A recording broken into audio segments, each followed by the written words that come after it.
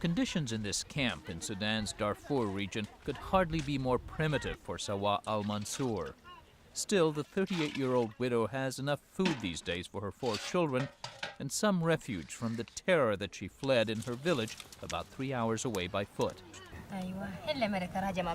They came at 4 o'clock in the morning with people on trucks with mounted guns. They killed a lot of people. They killed my husband. They took my animals and took our food stocks. Sawa al-Mansour is among an estimated 2.5 million, mostly widowed women and children, who, beginning in 2003, were driven from their homes across this vast, remote land. They are black Africans, pursued by so-called Arab militiamen, or Janjaweed, men allegedly armed by Sudan's government, which has been battling black-led rebel groups in Darfur. 1 year ago, before refugee camps were fully established in Darfur and neighboring Chad, relief organizations feared a humanitarian catastrophe with starvation and disease outbreaks from unsanitary conditions and unsafe water. Today, thanks to one of the largest international relief efforts in recent history, that catastrophe has been averted. Swedish diplomat Jan Pronk is UN Special Envoy for Sudan. At the moment, the situation in the camps is quite good. Of course, it's an awful life, but in terms of nutrition, sanitation, water and education, we can reach many people. Over the past year, some 10,000 workers from dozens of aid groups have come to the region. So have hundreds of tons of food staples, much of it American. Children in camps like this one near the city of Janina attend school. And wells are being bored in villages across Darfur. The group Islamic Relief alone, using sophisticated equipment, is creating up to 35 safe wells every week. Relief organizations say they've had reasonable luck finding water underground here in Darfur. The challenge is to secure these facilities once they're up and running. One of the hallmarks of this war has been burned villages and spoiled wells. Despite 2 ceasefire agreements between the government and rebels, Darfur remains a dangerous place. The UN says about 200 people are still killed each month across the region. Other estimates are much higher. There's also plenty of freelance banditry. Many of our cars are being looted, there's plundering, by groups which have split away, either from the military or from the rebel movements, and start for themselves, you may say.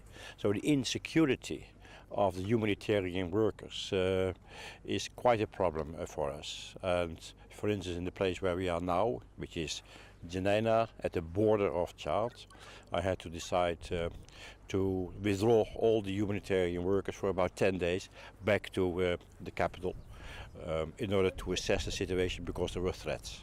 The situation is that much worse for ordinary Darfurians. We've been attacked by the Janjaweed more than 4 times. They have stolen sheep, horses, people's belongings. Even living in camps run by international aid groups doesn't fully shield civilians. They complain of raids by armed men. The government has installed police, but camp residents say it hasn't helped. There are not enough police. The police themselves are afraid to go after the criminals. Life is especially perilous for women. They leave the camps in search of firewood, the main cooking fuel.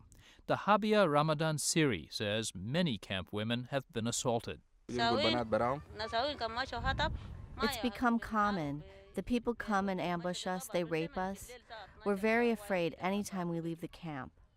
We're very worried here. We cannot sleep at night because the Janjaweed can come at any time and take our daughters and can take our women. The mass killings that took most of their men have been called the worst atrocities since Rwanda. As many as 200,000 people are thought to have died.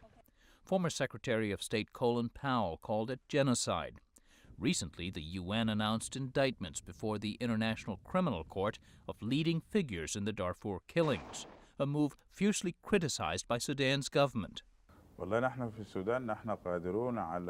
We are capable in Sudan to bring the perpetrators, if they are proved guilty, to justice. Our constitution in Sudan provides for a fair trial and fair sentences. The punishment here can be more aggressive than at the International Criminal Court. Suleiman Abd Allah Adam is the governor of West Darfur province. Like the Khartoum government he represents, the governor blames rebel forces for the atrocities. It's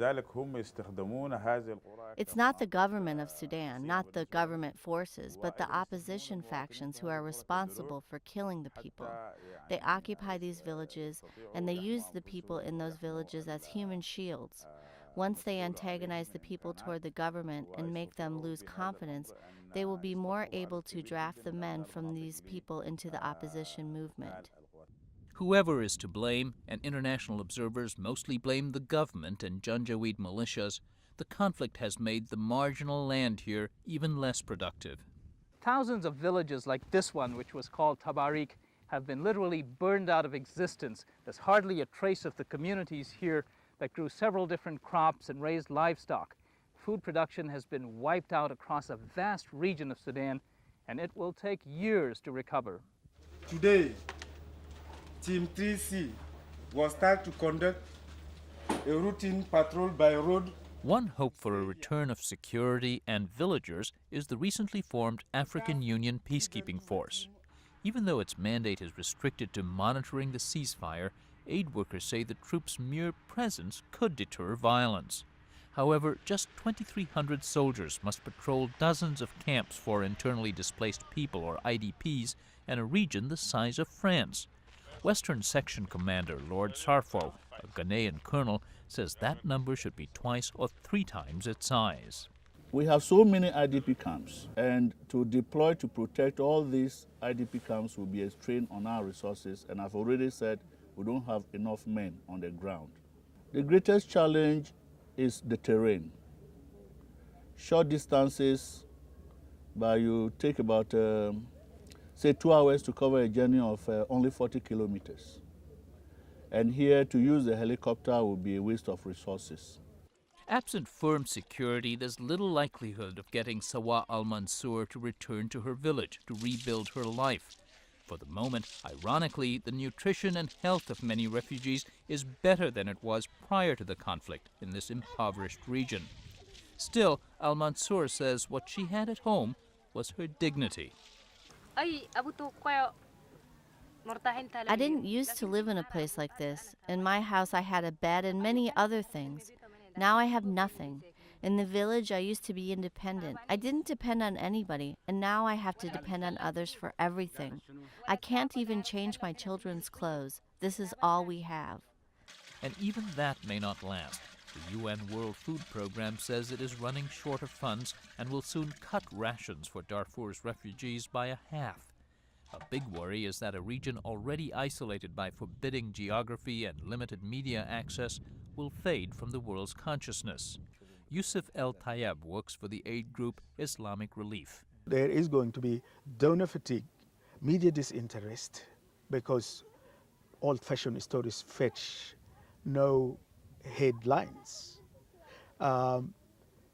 Huge sums of money are needed elsewhere. So that's it. I am afraid the powers who will have the strength to push for reconciliation, I'm not sure how much are they interested in this part of the world. Unless the world remains focused on Darfur, he says, this region could quickly slip back to where it was a year ago, on the brink of a humanitarian catastrophe.